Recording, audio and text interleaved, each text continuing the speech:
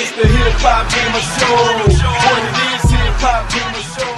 I told RZA that, you know, because RZA's part of our company, you know what I'm saying? He's a silent partner, you know what I'm saying? Right. And I told him, like, look, we have a huge conduit here. I want to build 3 or 4 new franchises based on hip-hop in games, right? Because of one most important reason. The more games we have that involve hip-hop, the more brothers and sisters I can employ making those games, making hip-hop, right? Whether it's doing the music, or doing the sound production, or making a game, or testing the game. You know what I'm saying? Right. So we have 2 other games coming out. One of them, Sword King, which is a music-based RPG that looks as badass as Afro. It looks amazing. Wow, we gotta talk, man. I gotta see that. You're the first person I've ever talked to about it, besides RZA. Wow, You know? what?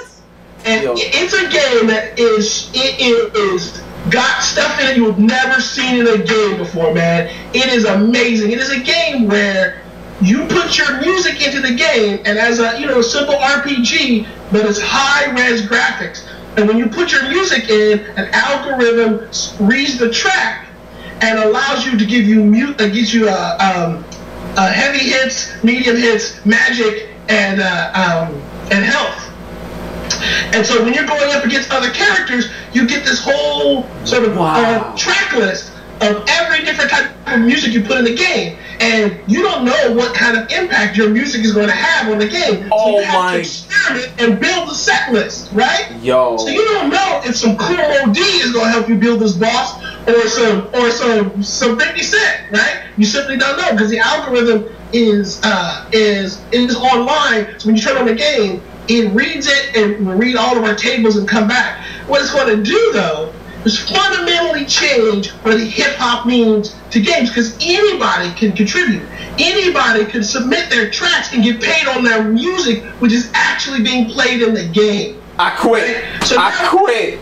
Oh my God. So as a musician, you have another avenue for generating revenue. You don't have to just sell your music. You can sell your entertainment through this app. Yeah. Right? I tell people that all the time. Why you think I named myself HipHopGamer? Everything you're saying right now, I'm exactly the voice of everything you're saying because I already had the same vision. It's just that I don't develop games. I make songs for video games, and I'm a video game journalist, so I do all the reviews and interviews and all stuff like that. So from my angle and from what you do, you my brother already. You already know. Like that's it. You're my brother already, man. I adopted you today. I just adopted you today. Seriously, man. This is classic, man. Now, one thing I want to ask you about Afro Samurai. The combat system was always great, it was always brutal, and it was always satisfying.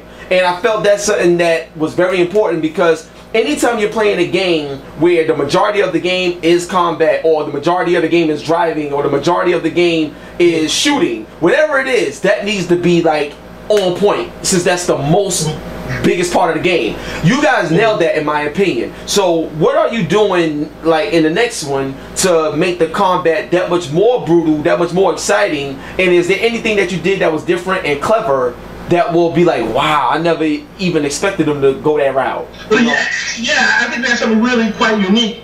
And what we're doing is because we want to make episodic game, we want to make 20 chapters. You know what I'm saying? Wow. We're only locked up for 3, but that's because money runs out. Yeah. You know what I'm saying? I get it. What we wanted to do is just like Game of Thrones, man. This is more like a TV show, not a video game. Nice. Every no matter what, we're going to be shipping in another episode because what Gonzo's allowed us to do is to open up the entire Afro world and create our own characters, which is why we have RZA in the game as a character.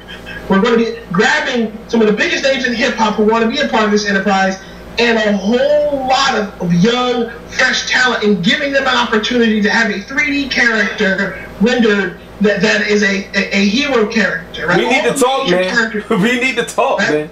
I'm telling you, we need to talk, man.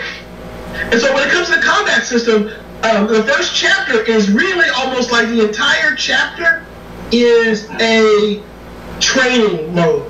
You know what I'm saying? Yeah, nice. Because we got to do 3 major things.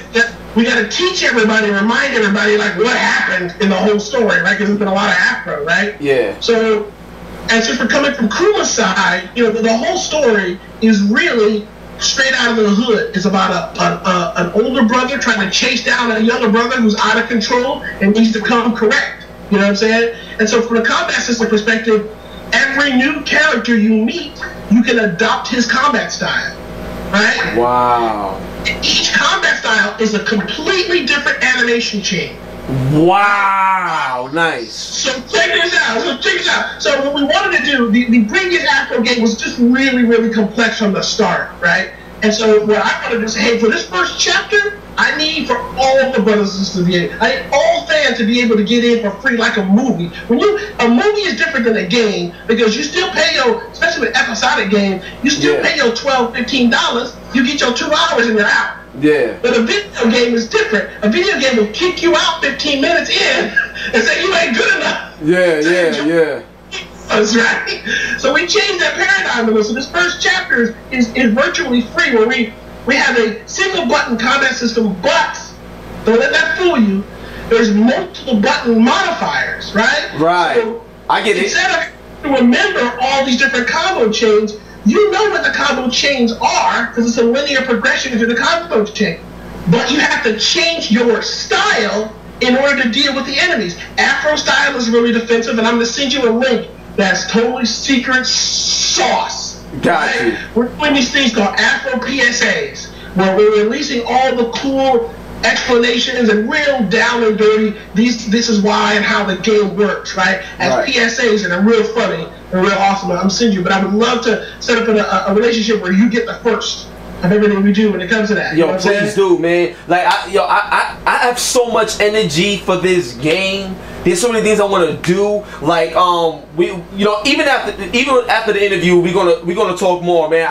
We gotta keep in contact on a regular basis. It has to happen, man. Seriously, because I believe in this, but it's not just that I believe in the project. I believe in you. I believe in what you're saying. I believe in what you're doing, and that means more to me. You know what I'm saying? Than anything. Now, another thing I want to ask you in terms of the game and stuff like that. I know you guys is working on a lesser budget. You got a different publisher, and all these other things is going on. So, how do you factor in like multiplayer? And what I mean by that, whether it's online or not, or back in the days where we sitting on the couch playing, with what you're doing with this game, do you envision that multiplayer will eventually come to it? The reason why I say that is because earlier you talked about RZA being a character. If I could control RZA, I mean, this ain't the Wu-Tang game from back in the day, dog. You know what I'm saying? If I could control RZA in a world like this with new graphics and new Yo, that'd be crazy, man. And that's the one thing I wanted the fans to understand. If they don't see something in the game,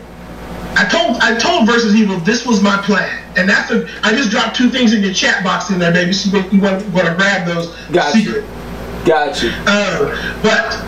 So I told them two important things. One, every chapter we are going to try to squeeze as much new stuff in the game, right? Because we think the fans deserve a team that's going to do exactly what they want. You know what I'm saying?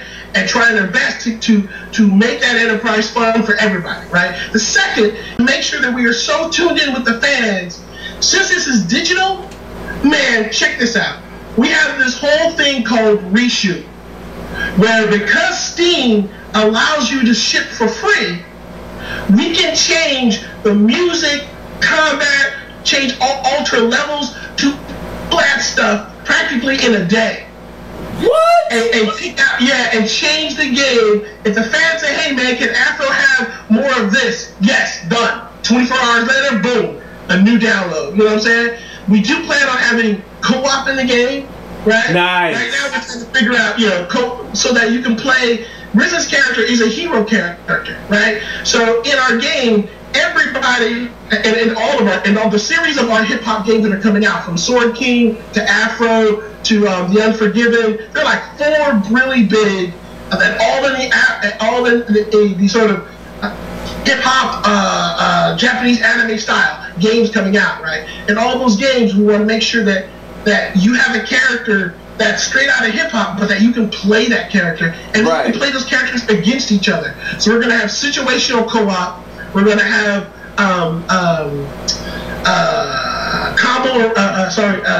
fight arenas, right? Right, nice. Because it's not a fighting game per se, but we definitely want to have situations where, you know, you can fight another character and just have fun. Have that fight. Now I got a question for you too. One of my favorite animes is Bleach. You know, I love Naruto. You know what I'm saying? And my thing is, like in Bleach, you know, one of the main characters, they're incredible with the sword.